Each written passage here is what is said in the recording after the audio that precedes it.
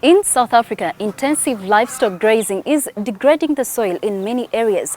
Heat waves and drought are compounding the problem, leaving many areas barren.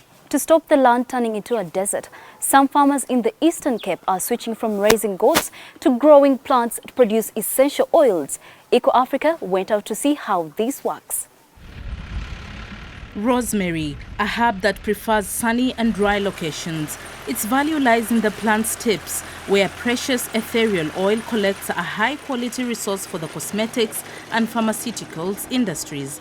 Farmer William van Rensburg is nervous. This is his first harvest, and the future of the whole valley depends on this crop. Constant small stock farming and limited space simply became too much for our land, so we need to find other means of income, and that is why we look at this kind of thing, so we can continue with our livestock together with our oil.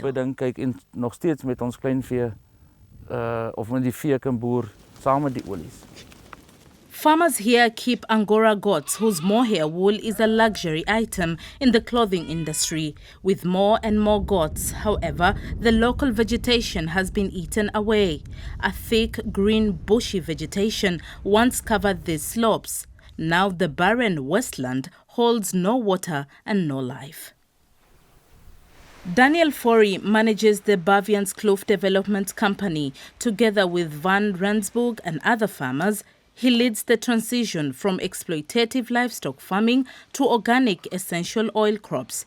The oils are extracted in this distillery. The essential oils, you take a lot of plant material and you distill it to a very small amount of product that you can easily transport in and out of the kloof.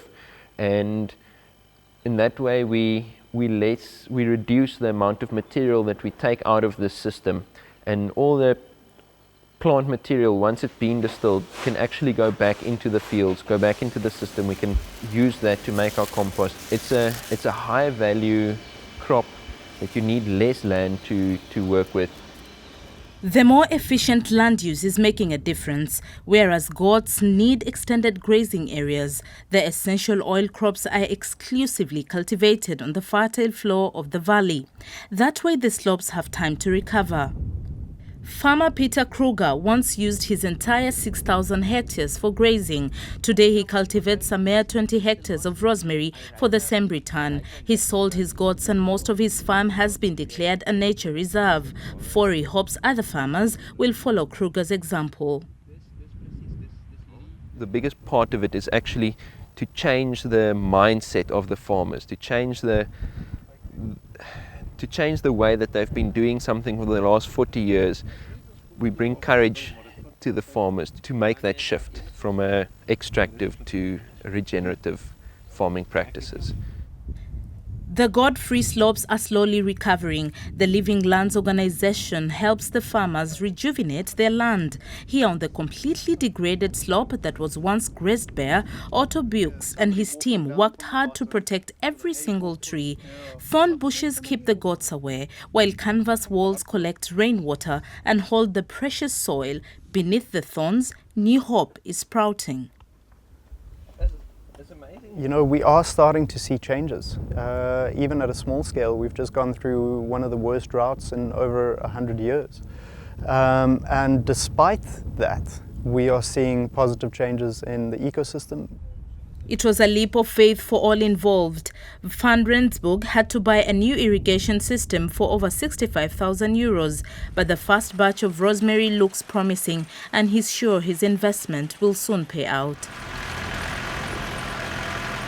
It's good to be reminded that protecting the environment always pays off. I'm afraid we're now coming to the end of this week's episode of Eco Africa, but we'll be looking forward to seeing you once again next week. I am Sandra Twinobryo coming to you from Kampala here in Uganda.